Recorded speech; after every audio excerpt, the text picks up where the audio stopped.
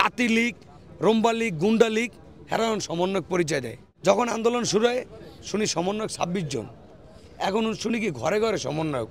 সমন্বয়ক বলতে কোনো শব্দ নাই, প্রতিটা লোক প্রতিটা জায়গা থেকে আন্দোলন করছে, প্রতিটা লোকই সমন্বয়ক আমি মনে করি। আপনারা যদি এক একজনের বলেন সমন্বয়ক, সেটা তো মেনে নেব না। যেই বৈষম্যর জন্য আমরা আন্দোলন করেছি এই বাংলাদেশে, প্রথম আন্দোলনটার সূত্রপাত ছিল একটা কোটা, সেটাই ছিল বৈষম্য। তারপর হলো এই যে স্বৈরাচারের পতনের। এখন তারা যদি বৈষম্য রাখে, বৈষম্যটা কি? যেমন উপদেষ্টা, সমন্বয়ক থেকে এখন উপদেষ্টা নেবে। এখন গতকালকে একটা ইউটিউবে দেখলাম হিরো আলম উপদেষ্টা হইতে চায়, এটা হাস্যকর বিষয়। মোস্তফা সরোয়ার ফারুকী সে উপদেষ্টা হয় কীভাবে, আমাকে বুঝান। সে একটা স্ট্যাটাস দিয়েছিল জঞ্জাল মুক্ত শাপলা চত্বর, মানলাম সে উপদেষ্টা হয়েছে। যে খুনের আসামি বশির আকিজ গ্রুপের যে মালিক না জানি কি, সে উপদেষ্টা হয় কীভাবে? বাংলাদেশে কারো লোক নাই? লোক কি সব মারা গেছে?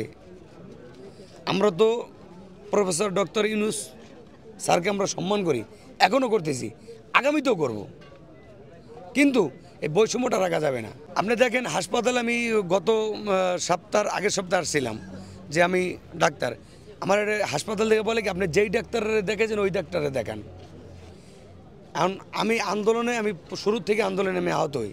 20 জুলাই মোহাম্মদপুরে যখন আপনার স্বৈরাচার শেখ হাসিনা ডাইরেক্ট গুলির অর্ডার দেয় সেনাবাহিনীকে, আমি সেনাবাহিনীর 144 দ্বারা প্রথমে আমি ভঙ্গ করি মোহাম্মদপুরে, আমি আর আমার একটা ছোটো ভাই শাইন মাল, ঠিক আছে, আমার এই ছোটো ভাইরাও ছিল সাথে, তখন আমরা ভঙ্গ করি, সেনাবাহিনী আইন ভঙ্গ করি, তখন আমি আন্দোলনে আহত হই।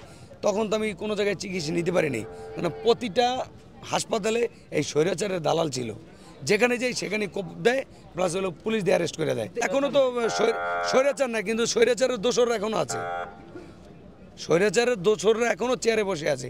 শুধু হাসপাতাল না, প্রতিটা জায়গায়, প্রতিটা মন্ত্রণালয় আপনি খোঁজ নিয়ে দেখুন, প্রতিটা মন্ত্রণালয় আছে সমন্বয়ক। আপনারা বলেন শুধু সমন্বয়ক, সমন্বয়ক কি? সমন্বয়কটা কোথা থেকে আসলো? এই স্বৈরাচার পতন আন্দোলনে এই বাংলাদেশের এই আপনার প্রেক্ষাপটে সমন্বয়ক বলতে কোনো শব্দ নাই, প্রতিটা লোক প্রতিটা জায়গা থেকে আন্দোলন করছে, প্রতিটা লোকই সমন্বয়ক আমি মনে করি। আপনারা যদি এক একজনের বলেন সমন্বয়ক, সেটা তো মেনে নেব না।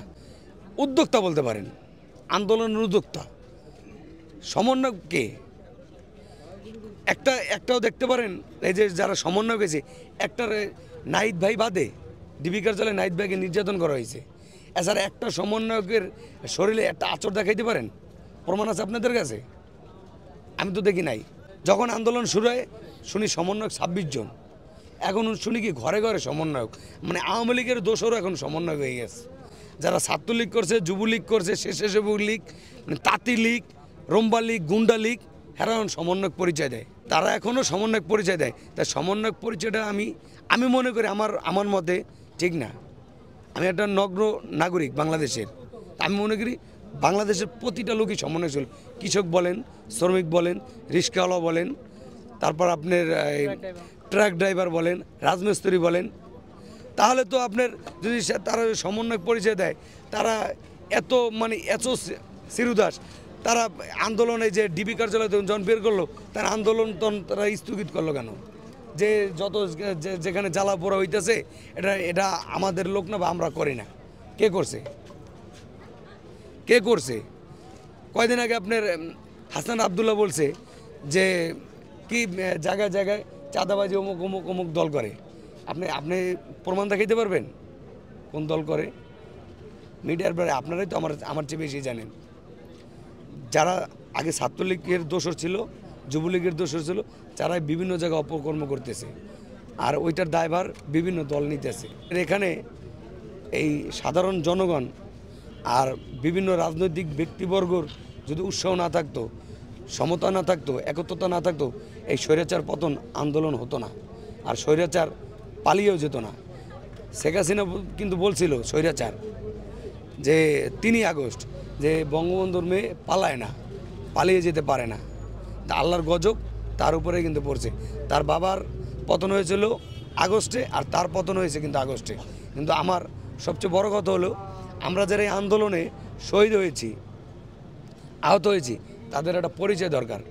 দেখেন সমন্বয়ক, এই যে বৈষম্য, আবু সাইদ এই আমাদের এই আন্দোলনে ছিল একটা অনুপ্রেরণা। সে কিন্তু জানতো না যে তাকে পুলিশ গুলি করবে বা সে মারা যাবে। আর আমরা যারা পরবর্তীতে আন্দোলনে ছিলাম রাজপথে, আমরা কিন্তু জেনে শুনে নেমেছি যে পুলিশ আমাদের মারবে, ছাত্রলীগ আমাদের মাইরা ফেলাইবে। আমরা তাহলে শুধু আবু সাইদের মনে করলে হবে না। আবু সাইদের পর দ্বিতীয় শহীদ হয়েছে চট্টগ্রামের অসীম, ছাত্রদলের যুগ্ম আহ্বায়ক ছিল, তাকে নিয়ে আজ পর্যন্ত কোনো কথা বলা নেই। যে মুক্তিযুদ্ধ হয়েছে 1971-এ, ওখানে কিন্তু অনেক ভুয়া মুক্তিযুদ্ধ আছে, আওয়ামী লীগ দোসর করেছে। যে যার বাবা যুদ্ধ দেখেন হেউ মুক্তিযুদ্ধ হয়েছে। আমাদের যে মুক্তিযুদ্ধগুলো আছে ভুয়া, সে নাম কেটে আমরা যারা প্রকৃত এই স্বৈরাচার আন্দোলনে আহত হয়েছি, শহীদ হয়েছি, মুক্তিযোদ্ধা, প্রকৃত মুক্তিযোদ্ধা, আমাদের সেখানে নাম অন্তর্ভুক্ত করা হোক এবং আমাদেরকে পুনর্বাসনের ব্যবস্থা করতে হবে। এবং যারা পঙ্গুত্ব বরণ করে আছে তাদেরকে, তারা যেন চিকিৎসা প্লাস হলো তারা যেন মৃত্যুর আগ পর্যন্ত একটা ভাতার সিস্টেমে আসে, সরকার থেকে একটা ফান্ড আসে, মাসিক ফান্ড, সেই ব্যবস্থা করা হোক। কারণ এই গভর্নমেন্ট যদি না করে যায়, যে গভর্নমেন্টে আসুক ওইটা কিন্তু আবার ঢিলে হবে, করবে না যে তা না, ঢিলে হবে। আমি চাই এই কেয়ারটেকার সরকারের আমলেই যাতে আমাদের এই দাবিগুলো পূরণ করা হোক।